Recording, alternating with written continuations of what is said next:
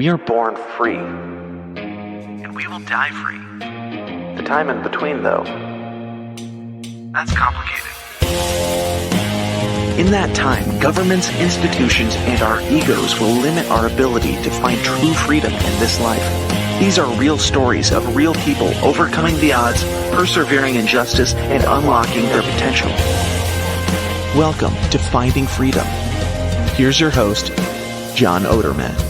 Hey, what's up, everybody? Welcome back to Finding Freedom here on the Lions of Liberty Podcast Network. And today's episode, you know what? I plan to use StreamYard to stream it live, but no live stream this week because StreamYard bugged out on me. And I had to record this week's episode with my guest, Darrell Becker, using Zoom. The first time I've done a podcast on Zoom since probably before COVID. It's an awesome podcast, though. I'm going to switch over here to the recording, and you'll hear from Darrell in just a minute, and I'll introduce him. But before I do that, I want to talk to you guys about Fox & Sons coffee. Right here, guys, right here. I got my Ziggy's espresso, and just got it in the mail earlier this week. Excited to crack it open, try it out. And you too can get coffee from Fox & Sons Coffee, which is owned by my friend, Stephen Fox. And he started this as a way to teach entrepreneurship to his kids and a way to reminisce about what it was like growing up and sitting down, talking to his father while his father was enjoying a nice cup of coffee. So you can get 15% off an order of $40 or more by using promo code JOHN, John, at checkout at FoxN, that's the letter N, sons.com. Check it out. One more thing before we get into it. If you have been listening to this show the past couple weeks, or this feed, I should say, the Lions of Liberty Network feed, you've probably noticed a new show popping in there called Politics, with tick being like the blood-sucking insect. This new show we are recording and publishing every other week, and eventually it's going to have all four of us on it. Myself, Brian, Lou, and Brian Nichols. To this point, the first couple episodes, we haven't had all four of us yet, but we will. But why am I bringing this up? Because we just launched a standalone feed for the show, Politics, the Politics Podcast. Search it on any of your podcasting apps, Apple, Spotify, whatever else you use. Please subscribe to it. It really helps us out. Please give us a review, a 5-star rating, whatever you can do on the app that you're on that makes it check a box that says, I love this podcast. Please do it. It's a tremendous help to us. Launching a new feed is a pain in the butt, and this would be a tremendous help. So please go subscribe to the Politics Podcast. Do it now. All right. Now let's introduce today's guest, Darrell Becker. Recorded. All right. Welcome back to another edition of Finding Freedom right here on the Lions of Liberty Podcast Network. And I am joined today by Darrell Becker. Darrell is a master's trained acupuncturist and holistic medicine expert based in Hawaii.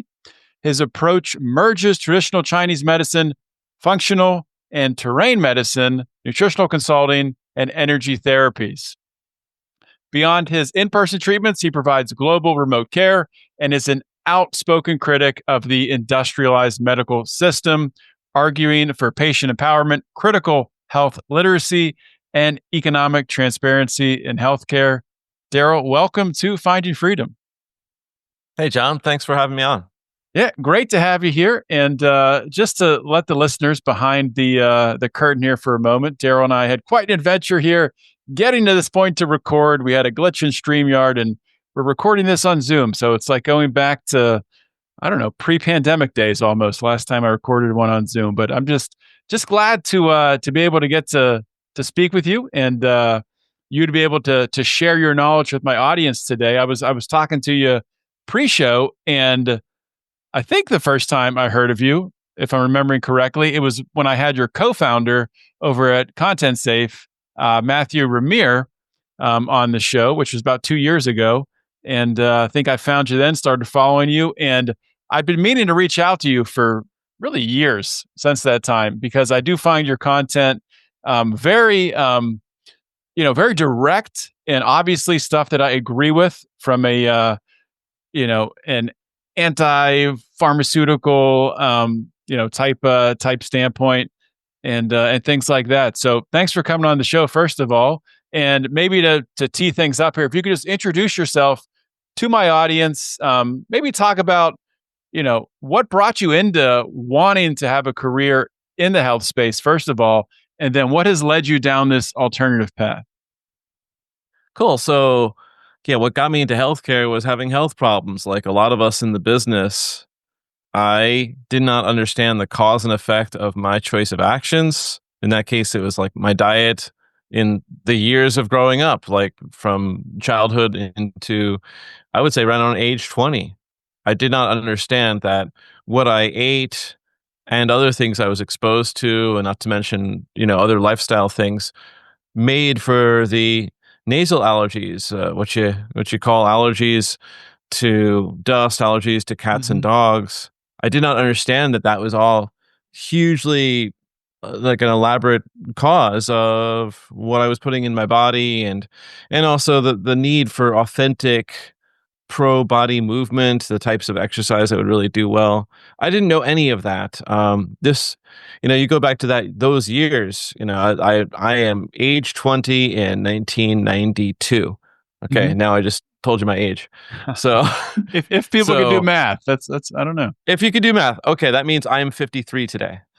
So I made it here, but like back then, this is really a very nascent internet that's not really like a strong internet like what we have, a robust information spread Mhm. now. It was not there then. And I was living in Vermont, so I had like dial up when I was lucky, and like with an old AOL CD of a Mhm. thousand hours or something like that. It was total nonsense. I would be driving down into the town locally to just use people who have actual a Wi-Fi router, which I could not have where I was living up on the mountain. Um, like all of that, of course, has changed now. Like everything is all plugged in over there. But yeah, I lived in Vermont. I needed to get help, and I found my medical teacher eventually. Like he was actually this first start off. Like I was 20. I needed help. My friend sent me to a chiropractor, and this is a small subset of chiropractors. They are called applied kinesiologists, and in this case, clinical kinesiologists. They do a very elaborate training to get to understand what is causing what. Mhm. So I went into my first treatment there, and happened to coincide with the day that I had allergies. Went into the treatment with allergies, came out without allergies, came out like with it all changed. I couldn't at that time know what he did for me. Wow. But later on, about 6 years later, as like I'm still his client at age 26, and at that point, I had already been going there with my girlfriend, and eventually during her pregnancy, and then there with our daughter. And over that time, now this doctor, his name is Richard Warman, he was able to start to train me to do things that I can help my girlfriend, ways I can actually find homeopathics to help my infant daughter. And it was like that day coming in on age 26, happened to be sick on some certain day. Again, another thing I didn't understand about. We're going to get into contagious disease and Mhm. sicknesses later today. But you see, yeah, I came in sick, and he asked me very personal questions of what am I doing with my life. I didn't have a vision, things that gave me meaning and purpose to my life. I didn't understand that. I didn't. All I knew is that to spend the money that I had on my family and the house I had and things like that. But I didn't like have a trajectory of what to give meaning and purpose to my life. Mhm. His personal questions of what do I want to do with my life? What am I trying to do? I didn't really have good answers, as a lot of 26-year-olds don't have good answers to that question. You had to wonder why he was asking you those questions too, a little bit, right? Yeah, well, it led to the question of, do you want to work for me as my assistant? Mhm. To which I was sitting there with like 102 fever. I was not really in my greatest right mind, but I did see an opportunity that was obvious and really good. Mhm. So he left me alone to think about it for maybe 20 minutes as he went to tends to other clients, and then came back. And I immediately jumped at the opportunity, and I worked with him for 4 years, where essentially I was an assistant. He trained me as apprentice. And in those 4 years, I would show up and get to learn in practical reality in his clinic what things caused what for Mhm. other people, which is a lot easier than fixing yourself, and like how to treat things with all kinds of methodologies, including acupuncture. He was the first person to teach me acupuncture, including all types of oriental medicine, including the herbology, herbal formulas, including supplements. There were a lot of nutraceutical, pharmaceutically refined nutritional products that are just, therefore they're made into medicine, but with way less of a negative impact than actual known pharmaceuticals, which are Mhm. usually petrochem based. And yeah, I got to learn all these many different things. Within about 6 months, he already found and sent me off to an acupuncture college. Because you guys, John, you and everyone else, and I'm taking it, you're not a medical professional, right? I am not. I'm not. Yeah. So you guys, you and everyone watching and listening, you all love to go to a medical professional who's been through an official training, not just an actual apprenticeship, as good as that is. Mhm. Yeah. Though you'd have that kind of person handle fixing your house or actually fixing your car Mhm. competently with lots and lots of hours under trained professionals. Yeah, those people, they do apprenticeship. But for some reason, you guys watching and listening, you guys love to have people go through an obedience program of college. And I did. Yeah. I went through that People type wanna of see that indoctrination. degree on the wall, right? Like, They love to that's see that, yeah. yeah, and I do have that, though I'm not gonna tilt the camera for that Mhm. today. I mean, you can look up Darrell Becker acupuncture license number 1070 Mhm. in Hawaii, and that's where I am. That's who I am partially, but that just meant that I had the luck of having the money and the time to spend those 4 years to get to my license, and I did. Like I made it all the way to my license. And in the process of learning these years, this is 27 years ago. I started my training 1998, and it's been 27 years of practicing medicine for money since then. I just jumped right into the gray market right away. I didn't care about licenses back there in Vermont. I did went and, I moved to Hawaii. I acquired an actual license of acupuncture. Mhm. It's a big scope of practice here. And What took you from Vermont to Hawaii? Because that is quite a jump there. you see, the problems when you choose the wrong college of medicine, Mhm. John, you can be in for a very bad surprise, as I was. Mm. I was naive. I didn't understand how to pick an actual medical college that's going to go the distance and last as long as I do. Okay. I chose small colleges because you'd have a huge choice of options. There's so many cool and eclectic things that you get to learn in a small college. So in Vermont, I went to a small college, Green Mountain Institute, and I did. I went through all that 3 years. That was all that was necessary. 1998, 99. I'm sorry, 1999, 2000, 2001.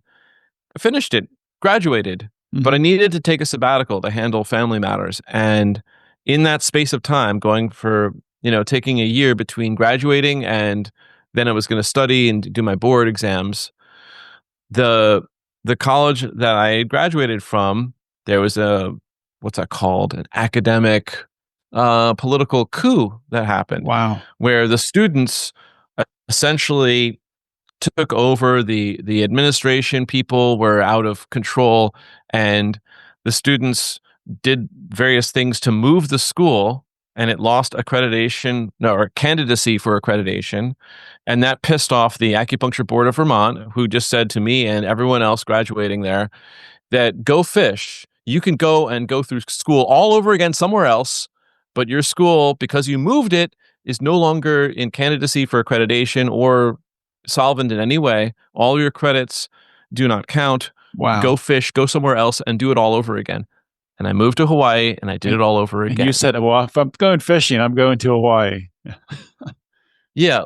I mean, I had to sit on it for a few years and think about it and figure it out and put it all together. And yeah, obviously, as you can imagine, going through Oriental Medical College twice is time consuming and obscenely expensive. But I did it, graduated, I got my license. I actually taught at that college here in Hawaii for 2 years before that one went unsolvent for other reasons, again, because I chose tiny little colleges that have lots of options and they give really cool, eclectic training and really awesome clinical experience. The big thing about an acupuncture college, the best thing and only good thing I would say about them is that they make clinics that serve the local population. And then you have to use your creativity and skill to help real people who come off the street into the actual school clinic. And you need to prove to your supervisors that your diagnosis and medical plan is solvent and going to help them. So I had to speak within that whole language that they would respect and understand. And that's a benefit from doing all that, from basically following all this indoctrination that was dished out. And I knew that things were bad because, I started off in my medical training with Rick Warman, and he just showed me right away the book, Pasteur or Béchamp. That's like 1998 when I first saw that book. That's an important book for you guys who don't understand this, but what the book proposes is that the big deal that medicine has made is that contagion happens with microbes. And that's what Pasteur's whole premise was based upon. But there's no actual solid evidence. And what the person that Pasteur plagiarized is less famous, Antoine Béchamp. Everyone who looks into Béchamp understands that Béchamp was actually using real evidence and actual empirical investigation, empirical experiments. Whereas Pasteur was just basically plagiarized a whole situation saying that microbes spread at the minute level to cause diseases. And it's been many, many years now of people attempting, since those 1880s time when this whole event went down, of a few attempts that stopped in 1918 approximately to show that contagion happens with microbes. And I sat on that for a long time, because my medical teacher, he still was clinging to aspects of the germ theory that bacteria would come in from outside to cause disease. But same thing with viruses, same thing with parasites, same thing with, funguses like Candida. And I did not audit all of that information or take a look into the empirical support for these claims until 2020. And that's when I did my big reversal, where I made my show not medical advice, and I put myself out there again, because I've been on podcasts since 2013 or so. But I was touching on other topics back then. I investigated what's going on, and since that time I've come across all the work of the very well-known doctors that I hope you have on your show, folks like Dr. Tom Cowan, Dr. Andrew Kaufman, Dr. Sam Bailey, her husband, Dr. Mark Bailey, obviously Dr. Stefan Lanka. These are people, heroes of the medical world, in addition to journalists like Alex Zek, journalists like John Rappaport, people who looked into this question of, does contagion actually happen the way it's being taught to us, the way that we grew up with? And I found out it doesn't work that way. That actually it works in a much more intricate and complicated way, similar to what happens with women and their periods. Now, okay, you must have known, right, John, that some women who are just around each other a lot or in sync with each other one way or another, their menstrual cycles sync, that they sync up together. Yeah, they sync up, for sure. Yeah, we all know this. But what's the mechanism behind that, John? What do you I think? I have I have no idea. I don't know. Well, apparently, as best I can tell from all the evidence I've looked at, the same mechanism is at play when you're around people who are sick and you get sick. And the same mechanism is at play in a similar way. Like, how about all the people who are around people who are sick and don't get sick? Mm-hmm. Like, what's the cause of that? And so the theory that you were indoctrinated into, so was I, is that it's your immune system. You have these white blood Right. cells, you have these antibodies that go around, right? And folks like, actually, Dr. Tom Cowan just started to show what's the supportive evidence for antibodies existing and working that way. And there is none.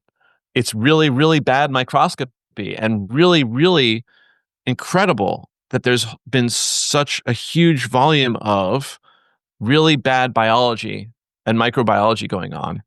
And it all comes back to the scanning electron microscope and microscopy being used. Scanning electron microscopy is the only way that you'd allegedly even be able to see something called a virus.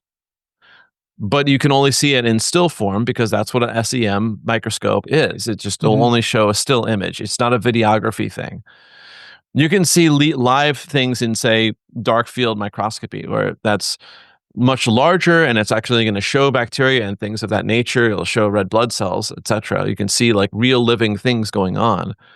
But most of that, what was shown to essentially support this idea of virology, which is going back to like the 1930s, it is very problematic.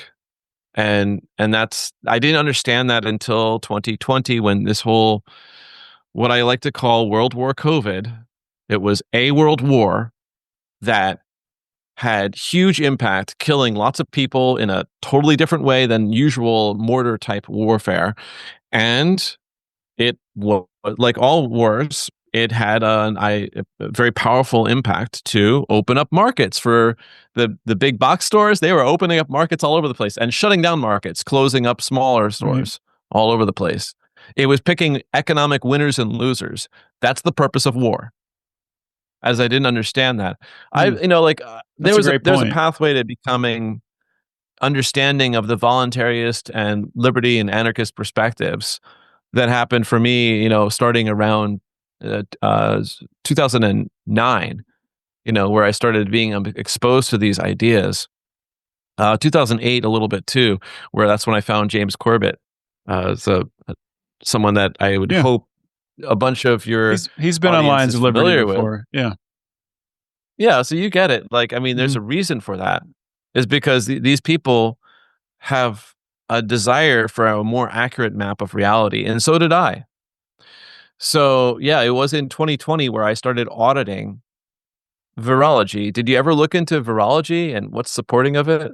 I haven't. No, I mean it's crazy. Like, and it's interesting bringing up COVID because, up until COVID, I never really even questioned vaccinations, just as a thing, as something that works, that actually medically works. I just always assumed it did.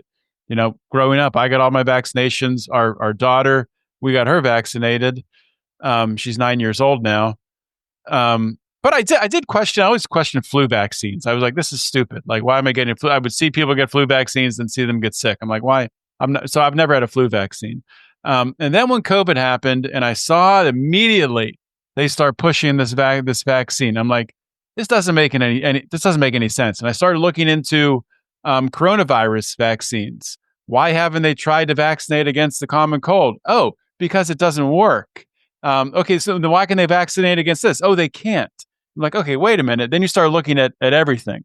But yeah, to answer your question, I never looked at specifically virology. How does it work? And dug into the science, just because that wasn't an area of study that I studied. In college, I was, business, supply chain. That was what I studied. So I didn't get into the medical field, the biology field. But honestly, at this point, after COVID, with like so many people and so many listeners of the show, I think your mind kind of opens to what else are they lying about, Yeah, exactly. And that could take you down all kinds of interesting lines of research or rabbit Mm-hmm. holes.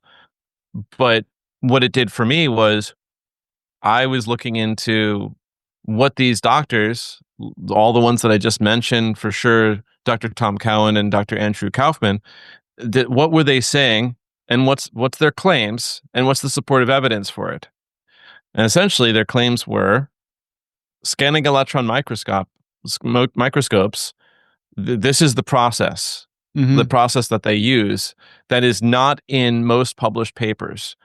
Most published virology papers where they say they isolated a virus, and pick a virus, anyone, measles, COVID, etc. They say they isolated a virus. You have to actually request from somewhere. I don't even exactly know. Sometimes it's a challenge to get for various papers. What were the experimental procedures? They no longer started publishing experimental procedures in the published papers. But when you actually hunt them down, here's what you find. Okay? Mm-hmm. All virology is, basically based upon this so-called isolation experiment that involves mixed variables. They take some phlegm or pus or some infected cells from a human or animal. That's one component. They add them to a cell line to culture the virus. They always make an excuse saying they can't just use basically the phlegm, mucus, or cells from a sick human or animal because there's not enough virus to find there. So that's the claim. There's not enough virus to find. It's enough viruses to cause disease, allegedly. They make that assumption without any actual supportive evidence for it. But for some reason, there's not enough to actually find. So they have to add it to a cell culture line, frequently monkey kidney cells. And then to that's in that you have a sick, pus, mucus, or some type of cell line from a human or animal, monkey kidney cells. It could be in other cell lines too. Then they add nutrients to that, so now we have 3 different nutrients to feed the cells. Remember, if you removed monkey kidney cells from a monkey kidney, well, they no longer have blood supply and nutrients going in. They're dying cells. Right. So they have to add this third ingredient, like nutrients for to allegedly bump that up. Oh, but guess what? Now there's a bunch of bacteria growing because you have to cut out a bunch of healthy cells. It doesn't matter if you add some nutrient solution to it. It's not replacing blood supply and the usual things that keep cells growing, that keeps tissues alive. So they say, oh, a lot of bacteria is growing. We don't want to see the bacteria. We want to just see the virus. That's the idea for virology. So they add strong antibiotics, the ones that are actually known nephrotoxic. Nephro means kidney toxic antibiotics. They're really strong ones, basically. Frequently, they'll be adding staining heavy metals to add contrast because this is going to go under a scanning electron microscope. How many variables are we up to now, John? I'm counting 5. 5 or 6. Yeah, it's a lot. Yeah, there could also be antimycotic. That's antifungal. That's medications that are added. So that, again, the idea, we're going to kill the bacteria, kill any candida or other yeasts or fungus in there, and just only have virus cultured like that. Okay, so they've created an entirely unique environment now, right? That exists nowhere naturally. Yeah, and you would know, in science, it's the thing called controls, where now let's do all that without the infected material. Well, that's what Dr. Stefan Lanka started to do. I'm not exactly sure which year. I'd have to look that one up. But over in Germany, he actually put up 100,000 euros of his money to say, take me to court. I'll give you this 100,000 euro, but you're going to have to show me that you have actually isolated and purified the measles virus, and show that it on its own, the measles virus causes disease. And he won every single damn case. Wow. In that specific Supreme Court over there in Germany. He just won every single time. Now, it's a little contentious and honestly challenging to find the oral court cases, not to mention the translations of such. But this is just like there's the whole separate organization. I'd have to look it up to find who it is again, but they just keep replicating this experiment that Dr. Stefan Lanka did, where he would just do again the control experiment. What happens if you just add, the kidney cells and the nutrient mix and the antibacterial medicine and the antifungal medicine and the staining complex or not? And now, like, you take that, have to freeze it down to well below zero, and that's where you take a slice of it, and that's where you put it under the scanning electron microscope. Mm-hmm. And what happens is you get the same, each procedure, whether you have so-called infected material or not, you get the same structures that bud off of the cell membranes. And those structures are what they've been calling viruses for the last almost 100 years. Scanning electron microscopy will turn 100 in 2032 or so. That's how old, it's basically, this is very recent. Mm-hmm. So this control experiments have basically been blowing out of the water. It doesn't work that way. Like, you get the same structures budding off of cell walls that are dying, whether you add infected materials or not.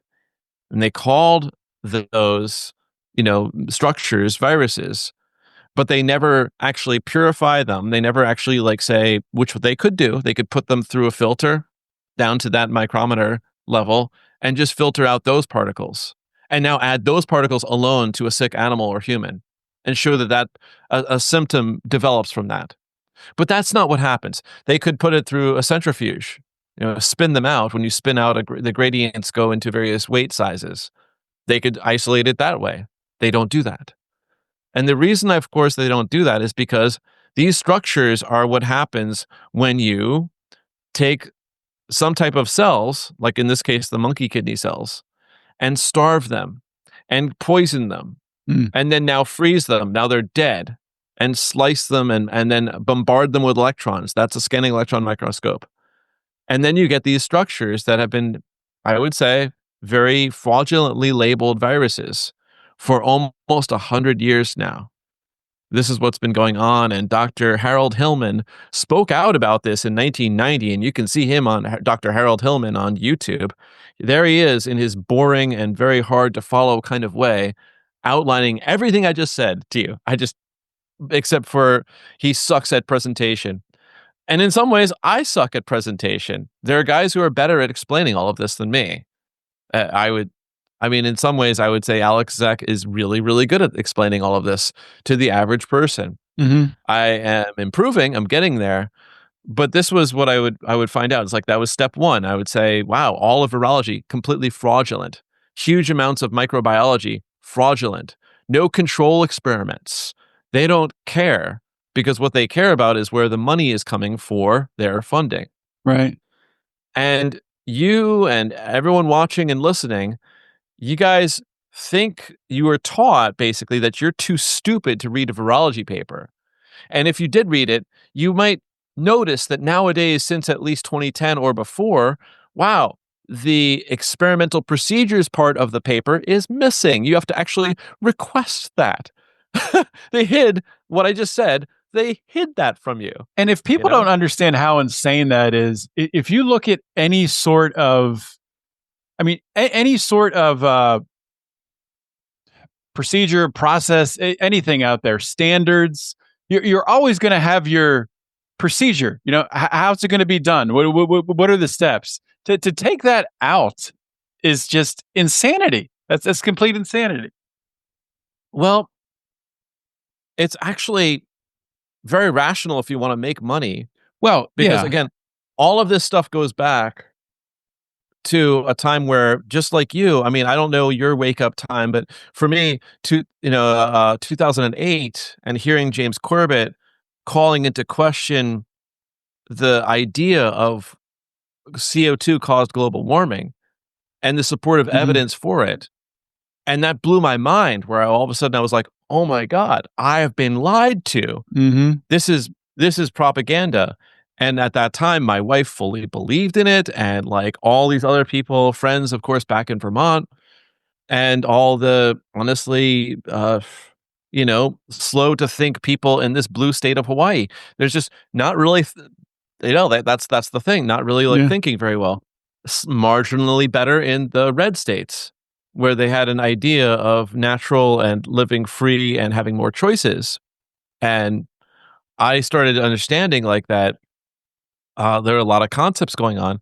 I got exposed to Richard Grove and the trivium method of critical thinking. I got exposed to methods of emotional balancing skills. So I would be going on to all these shows like yours and getting to talk about that, because I thought that, okay, I can't solve, people being fooled by authorities except for one thing, which is an actual critical thinking methodology, which before 2008 I didn't have. I was just winging it and guessing it. It was a big problem. And Richard Grove and others introduced me to an actual method called the trivium method of critical thinking. And now I had a new thing to go on to speak about it. And I would go on shows to give that. I would go on shows to combine it with methods of emotional balancing. I liked at that time nonviolent communication. Still do. Really good method. Just it's taught like shit to people. People are really, I would say, like not teaching it in an internal and then external application, which is the way I teach that. I would go on shows, certainly, Tragedy and Hope Productions, as many shows as possible. That's how I found Matt Raymer. In 2015, he found me like on the School Sucks podcast, schoolsucksproject.com. I got to collaborate with him. So you're saying you were a guest on the School Sucks I was a guest podcast? many times on the School Sucks podcast, and I got to speak to, like basically these combined methods of intellectual defense with the trivia method and mental emotional defense using nonviolent communication at that time. And I also spoke of these ideas in a different kind of way. I would like change the jargon terms to make it a bit more understandable and less confusing, and put them together. And when I found Matt, we were both like going down all kinds of rabbit holes of investigation. And that's, I started working with his company he basically does websites and software. And he'd be serving more and more, like finding ways of connecting to the Liberty community, of which now I was well plugged into because I was on a variety of shows like yours, working with people like Richard Grove and such. And this was helpful to start to grow an audience of there's more people who are potentially our clients. And in 2018, that's when the great deplatforming happened. Yep. And you might remember, right? Alex Jones and more than 1,000 other creators were summarily just removed. First they came for Alex Jones and nobody cared. Yeah. I mean, but they also simultaneously took out like women's knitting circles who were on YouTube, Facebook, and Twitter, and they removed people like Alex Jones was removed from MailChimp. Like basically big tech flexed their muscle and showed their hand as they all walked in lockstep to deplatform Alex Jones and a lot of other creators and the sitting president at that time, Donald Trump. Yep. They were all removed, their voices and videos removed from Facebook, YouTube, Twitter. And this was the growth of the other alt media video platforms. BitChute just come out there. Yeah. And at that time, DLive and DLink and other places. So Rumble was getting traction around that time, I think, maybe a little before that.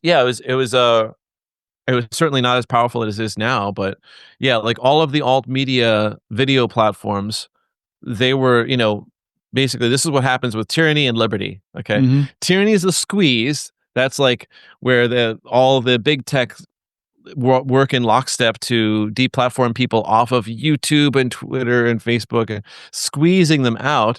And then that just squeezes them through their fingers into now, there's a market for liberty in video production and video publishing. And that creates BitChute and D-Link and DLive and Rumble and, eventually, for sure, Alex Jones made his band.video. Eventually, Mike Adams, the health ranger, he made Brighteon. And so now we have all these platforms. And guess what? They're not easy to upload to each of these different platforms. They have different requirements. They're not all made unified, a la Aaron Schwartz and the RSS feed. That's for audio, Mm-hmm. That's easy. You can upload the audio for this easy to all the podcatchers, and it's available all over the place. It's standardized. Oh, yeah. The same input. You can put like the same pixel amount for your thumbnail image, and the same like number of text for your show title and your description. But for all the video channels, it's different for each of them. They have different requirements and different upload places. It's not like a unified RSS, like one place True. to upload to. So that's our market. We made the company contentsafe.co. We take your videos, John, and just upload it to all of the platforms that you want it to go when you want it to go there.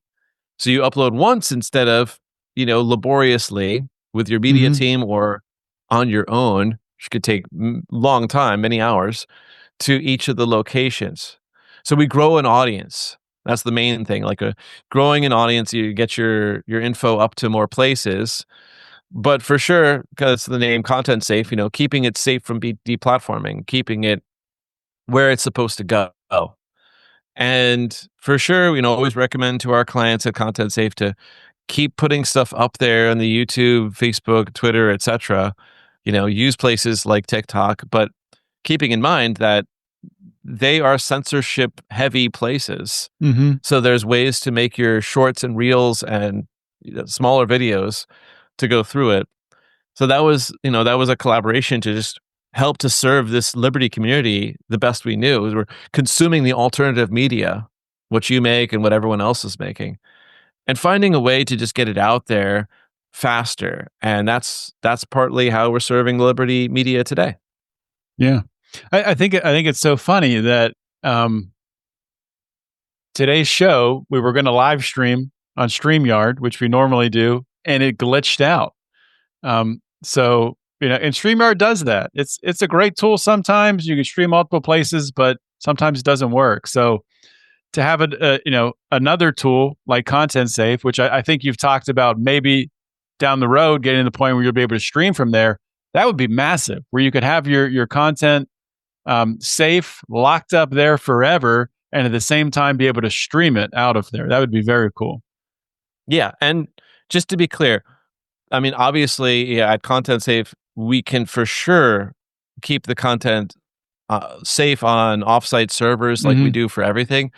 But the main thing is, if your videos are consistently uploaded to Rumble and BitChute and Odyssey and Brighteon and all of these pro-freedom, not censoring right now places, then it's safe by growing your audience there. And by like when you put stuff on BitChute, it stays there. Now that works really well. There's the other problems, of course, where you need to grow your audience, and that's the main issue. Mm-hmm. So there's a lot of people that they're just going the standard way, trying to fight with big tech, trying to like keep the video presence alive and kicking over there on YouTube. That's going to be a challenge, and we at Content Safe for sure we can upload to those big tech platforms.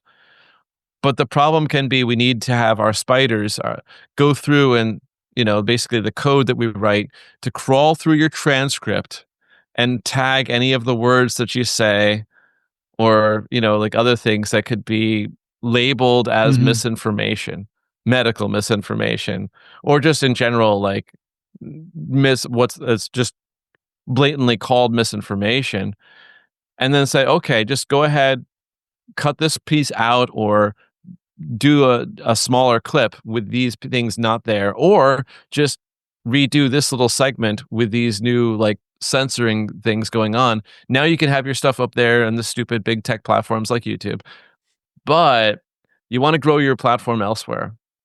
You want to grow it over there on the Rumble, BitChute, Odyssey, Brighteon, etc. And yeah, it's been great to work with creators like you to just get your stuff out there. Yeah, very, very cool stuff. So we're running out of time here, but I want to ask you for another 10 minutes because we did get started late. But a few more questions for today, but I would like to have you on down the road again because I feel like there's a lot more to get that we can get into with your work, since there is so much we're not going to have time for today. But talking about virology and poking the holes in that, really that whole method, but what's been taught. Why do people get sick? Why did so many people get sick with COVID symptoms? Why do people get the common cold and the flu, etc.? So, what's really going on when people are having a bunch of mucus come out of them, when they have a fever? Mm-hmm. What's really going on when they lose their sense of taste and smell, which, by the way, has been going on for verified in medical literature for hundreds of years. Mm-hmm. It's not new. It's not a new thing. It's only new to you if you just don't investigate stuff. Yeah. Kind of like the fires over in Lahaina, Maui. It's not new, but it's only new to you if you haven't investigated and looked into it, right? What really seems to happen, John, is that this is the body detoxing. This is toxins trying to come out. And we're in the 21st century. We are surrounded by actual chemical and heavy metal toxins, electromagnetic toxins for sure. They keep increasing. And that puts stresses on the body. And the body has only a few standard ways of getting rid of toxic stuff. There's toxins that come from outside, that's called exotoxins, and toxins that come from inside, endotoxins, when the body is making toxic substances but not excreting them efficiently. So it builds up and causes problems. So that's the toxic problem. As on one side, I'll hold up my left hand and I'll hold up my right hand and say, then there's deficiencies, nutrients that need to be there that aren't there. So there was a time when they considered certain symptoms, such as beriberi, that they're looking for the virus that causes those symptoms. That's a B vitamin deficiency. There was a time where they thought that these sailors who were sick with scurvy were contagious, so they would quarantine them, and they would basically, a bunch of them would be dying in quarantine because they weren't getting the actual nutrients they needed. Now we understand, generally speaking, scurvy is a nutrient deficiency, as allegedly, caused by vitamin C, but it's really a surrounding several different nutrient deficiencies in addition to vitamin C. And then, of course, rickets, where they would just blame that on a contagious microbe. They didn't find it. Then they eventually, enough of those doctors who made the claim of it coming from a microbe like a virus or bacteria, they have to admit it's actually a vitamin D deficiency. Like, we have lots of deficiency diseases, and you have real toxicity diseases.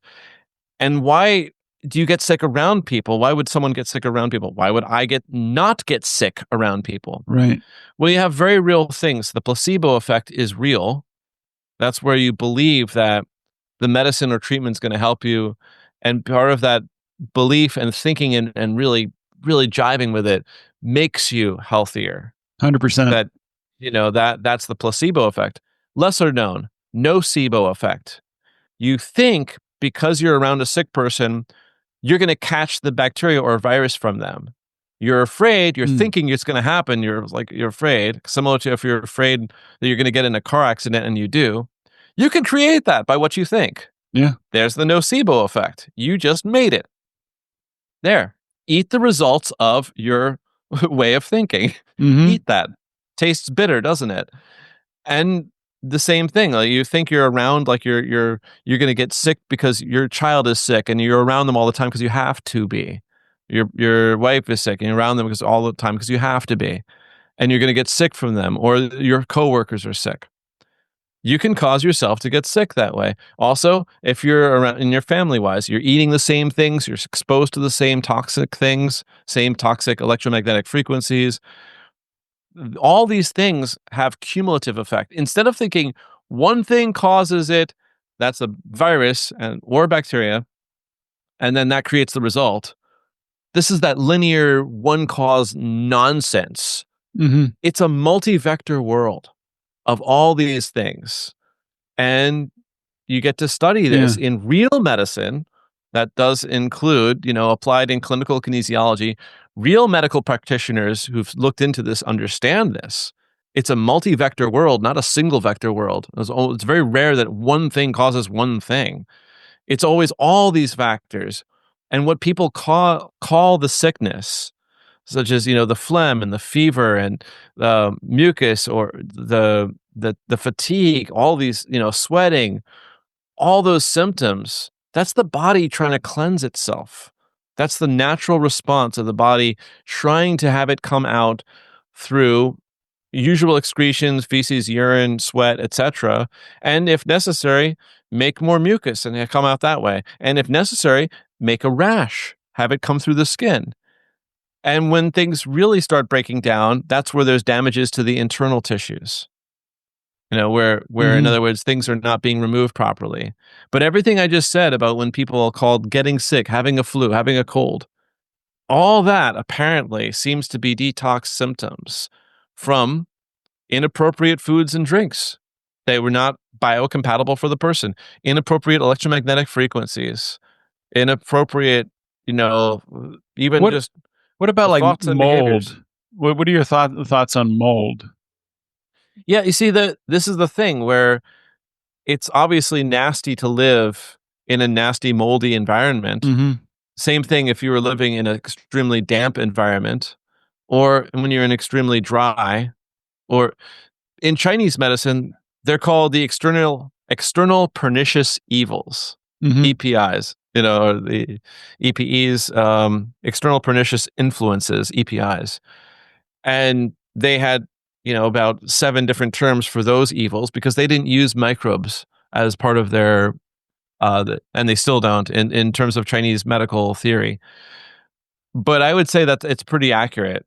If you're exposed to too much of the damp and the mold is growing in the damp in your house, for example, then it can start to grow inside of you if you're not actually removing it properly. You're just in an unhealthy environment. Like that you haven't taken care of ventilation. And I'm kind of on the fence with the whole parasite issue, but like I could see that essentially for thousands of years plus, humans and animals have been living in symbiosis with parasites, funguses, and bacteria. As best I can say now that I've looked into real bacteria full exist, they can be seen in microscopes, like living and moving. Real microscope. We're more bacteria than anything else, right? We're more bacteria than human cells. But what do they do? And like that's the thing is, you see, like before the PR, the public relations and perception management nonsense has told us that the bacteria were there causing a disease, coming from the outside and coming in to cause a problem. From what I can see in evidence now, John, here's the way it works. The bacteria are already in the body. Strep and staph are in their right places in the body, in the mouth and throat. And E. coli is in the colon. And they're there to do their job of breaking down waste, dead cells, toxins in the stomach and small intestine. They're there to actually help make nutrients like vitamin B12. They're doing all these different functions. And if you have the wrong bacteria in the wrong place, if you have E. coli in the mouth, like you've been licking butt a little bit too much, could cause problems because the wrong bacteria is there. It's not supposed to be there. It's supposed to be in the butt, not in the mouth. Right. And the same thing, staph and strep down there in your butt could cause problems. It's the wrong one. It's not the right place. They all have their various niche where in health they live in that place, and in disease they're in the wrong place, and they proliferate because they're there trying to solve the problem. And when bacteria proliferate, it makes the body often respond with increased blood flow. That's swelling. And so you call that an infection, but the reality is the bacteria is just there trying to solve the problem, usually. So real disease, just to summarize it again, is split between 2 factors: toxicity, of which there are a variety of different types of toxins going in or being created by the body inside, and deficiency, of which there's real nutrients that you need, and if you don't have the right ones, there could be real problems that are caused. It's really simply that way. And that the real contagious thing was a story that made a lot of money for people. And it makes a lot of that money, of course, is part of a control mechanism. And we saw for sure, like historically, what the control mechanism did back in 1918 with the so-called Spanish flu, which again, like a lot of people, that was the beginning part of vaccination experiments and people dying from these toxic injections back then. And there was a big pushback against masks and vaccines back in 1918. Though you'd have to literally dig through and find like when people actually publishing that. And it's the same kind of thing. That was the last time they did contagious experiments with a so-called sick person being around a healthy person and seeing if it passes from one to the other, spitting in each other's mouths. They did all these experiments. You can read, Can You Catch a Cold? You can, read up on this, or Goodbye Germ Theory, or The Contagion Myth by Dr. Tom Cowan.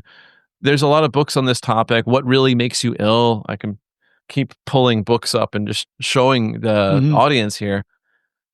I would say just look into it, don't just take Darrell Becker's word for it.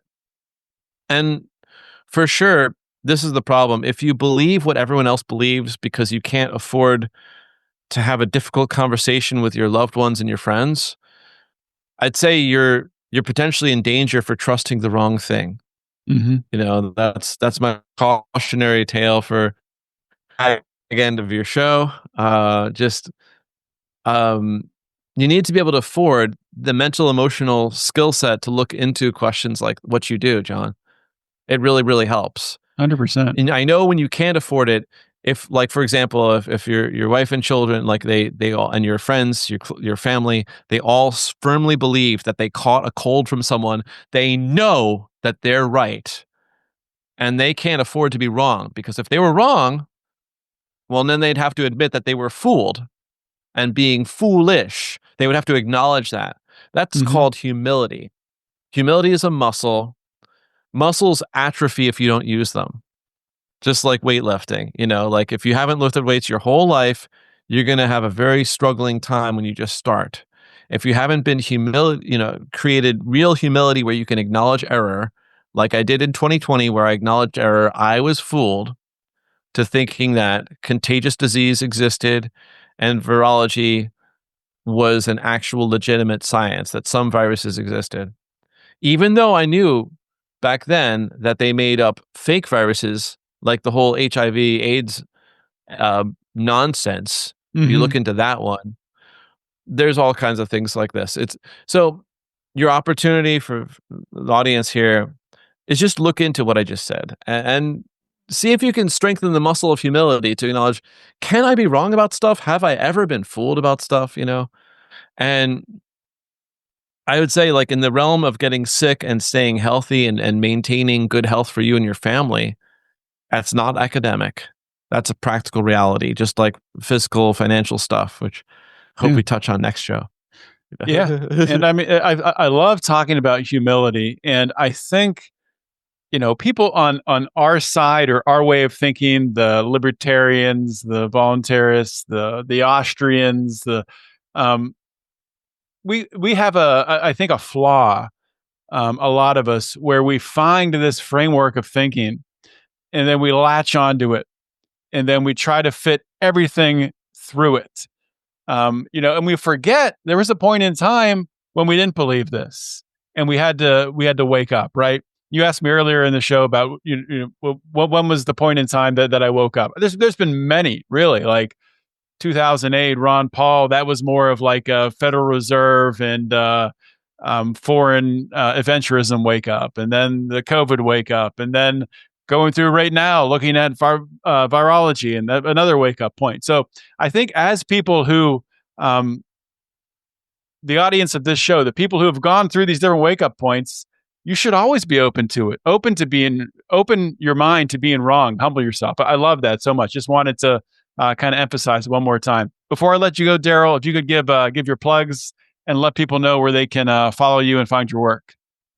Right on. So for sure, if you like the fire memes that I'm posting over there on the Facebook and Instagram, Yeah, go and look up my name, Darrell Becker, and on the Facebook and Instagram, and go ahead and enjoy that. I got more offers coming in that direction, but I do hope that, like, for you folks who have a show or know someone with a show, go to contentsafe.co. Let's help you grow your audience and get you in front of more eyes and ears. That way you can help more people. And that's an important one right there. And yeah, if you start to know and like and trust me, and you'd like to have a free 15-minute medical consultation, that goes for you too, John. Just go ahead, send me an email. It's my secret email will be published in the show notes, and just mention this show, mention John Automat, and I will go ahead and I'll give you a free 15 minutes of consultation and see what I can do to help get to your health goals. That's awesome. Darrell Becker, thanks for coming on the show. Thanks so much, John. All right, that is a wrap for today's show with Darrell Becker. If you were watching live, or if you were watching the video version, I should say, because there was no live version, you saw that we use Zoom for the interface there, and I think it's pretty good. Pretty good, like through the old days. Everything worked out. Sometimes you got to work around some technological glitches, I guess, and that's what we did. Some controversial takes from Darrell, right? I loved it though.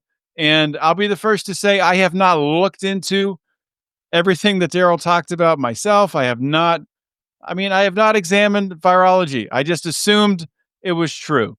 So it's something I needed to research on myself, and Darrell has definitely piqued my interest. I do plan on having him back on the show in probably 2 to 3 months to dive into some more topics and maybe dive a little bit deeper into what was discussed today. So if you have any questions at home, if you want to pass them on to me for the next time I have Darrell on the show, you can either email me, john@lionsofliberty.com. You can get me on Twitter @JohnOdermatt, Instagram @JohnOdermatt, and shoot me a DM. With that being said, you know what time it is. Time to end this show, and I will see you all next week. But in the meantime, always remember to keep your head up and those fires of liberty burning.